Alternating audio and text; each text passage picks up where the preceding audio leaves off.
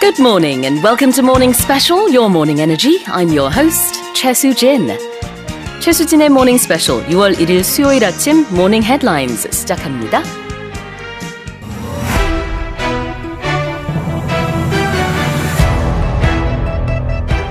At least 14 more mass shootings have occurred across the United States in the aftermath of last week's school shooting in Uvalde, Texas.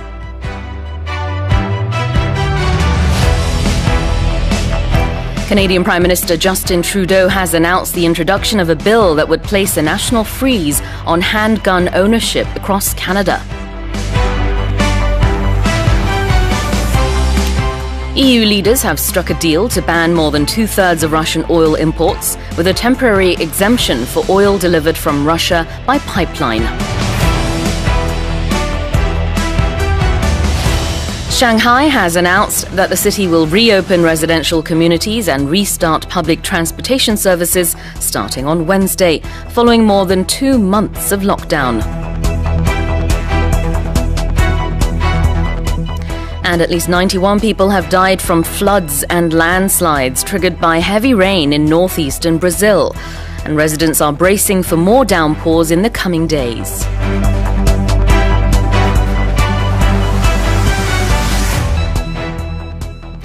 All right, let's take a closer look at today's headlines one by one.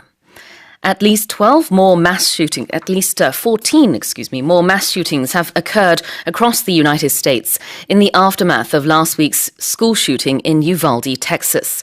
지난주 발생한 텍사스주 유발디의 초등학교 총기 참사 이후에도 미국 전역에서 최소 14건의 총기 난사 사건이 발생했습니다. 네, 여기서 in the aftermath of라는 표현이 나왔는데요. 이 표현은 여기서는 이후에 라는 뜻으로 썼습니다. 물론 상황에 따라서는 in the aftermath of something 이라고 했을 때 무언가의 여파로 라고 할 수 있지만 여기서는 그런 인과관계가 아니죠. 자, 그 초등학교 총기 난사 사건. 어제도 저희가 모닝 스페셜에서 전해드렸었는데요. 바이든 대통령이 직접 현장을 방문하고 또 유족들에게 위로를 표하고 그랬습니다. 자, 그랬는데요.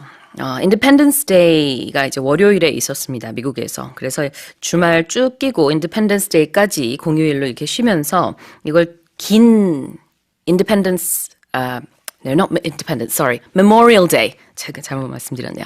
Memorial Day, 그 위켄드라고 부르는데요. 이 Memorial Day 위켄드를 포함해서 지난주에 있었던 이 총기 난사 사건 이후에 최소 14건의 mass shooting이 미국 전역에서 발생했다라는 굉장히 안타까운 소식입니다.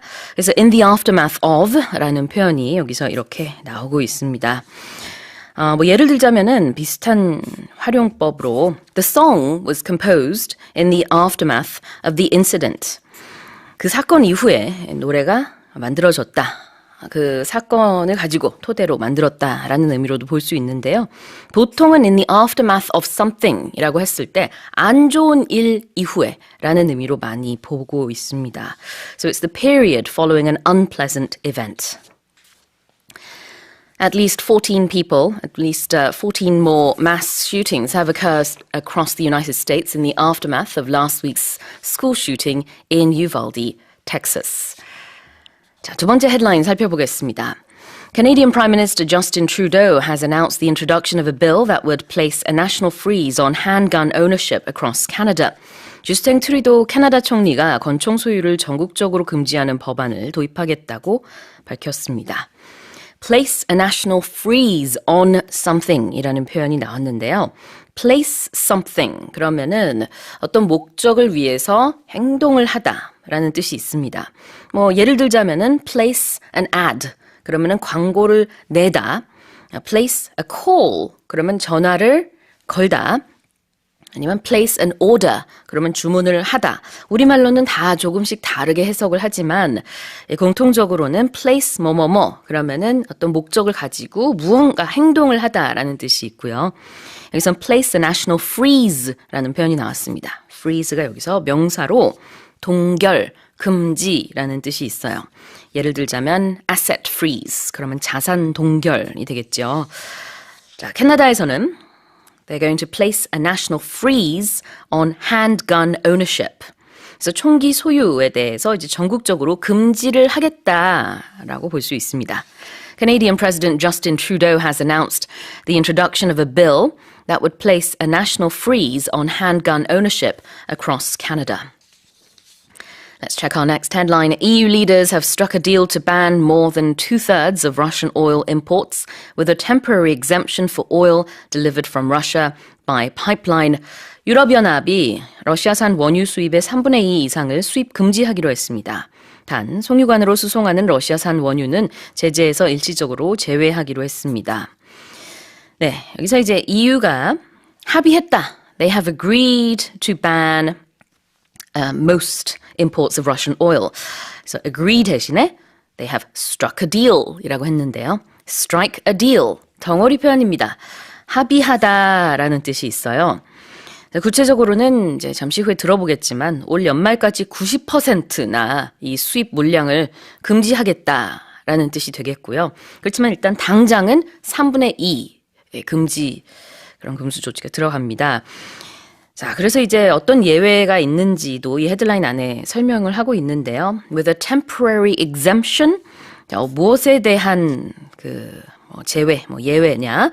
이 러시아 원유 수입에 대한 그 제재에 대한 이제 한 가지 예외 사항이 일단은 temporary라고 했죠. 있는데요. This is for oil delivered by pipeline.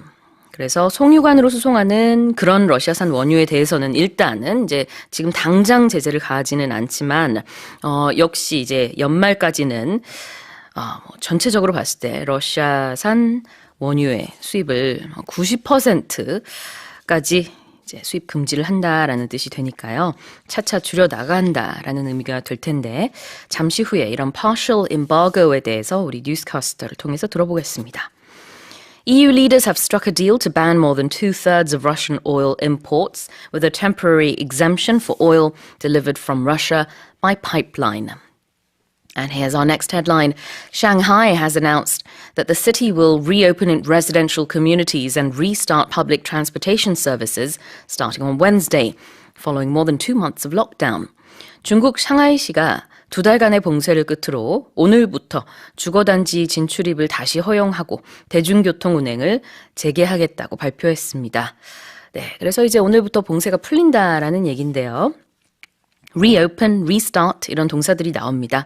다시 문을 열겠다, 다시 시작하겠다 이런 의미로 볼 수 있겠죠.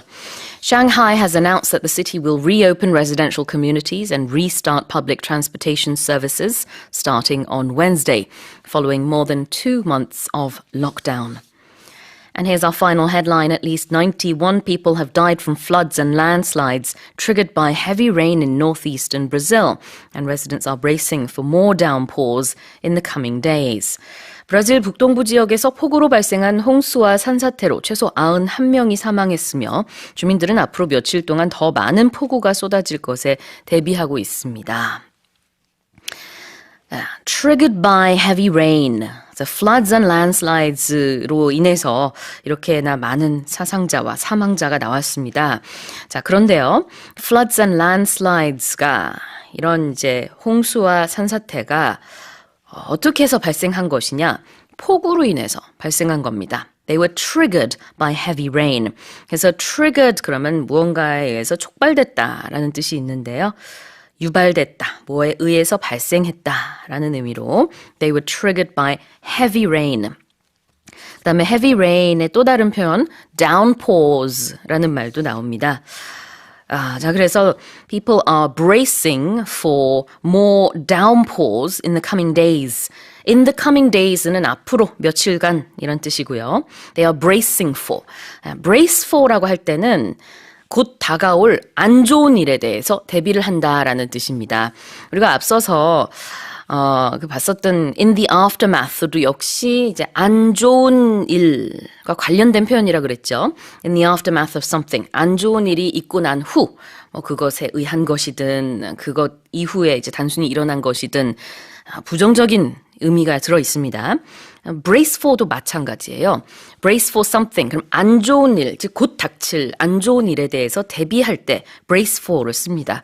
그래서 정말 많이 나오는 거는 brace for a hurricane, brace for a typhoon, an earthquake. 이제 곧 다가올 그런 안 좋은 일에 대해서 대비할 때 많이 씁니다. At least 91 people have died for floods and landslides triggered by heavy rain in northeastern Brazil, and residents are bracing for more downpours in the coming days. Well, those have been today's morning headlines.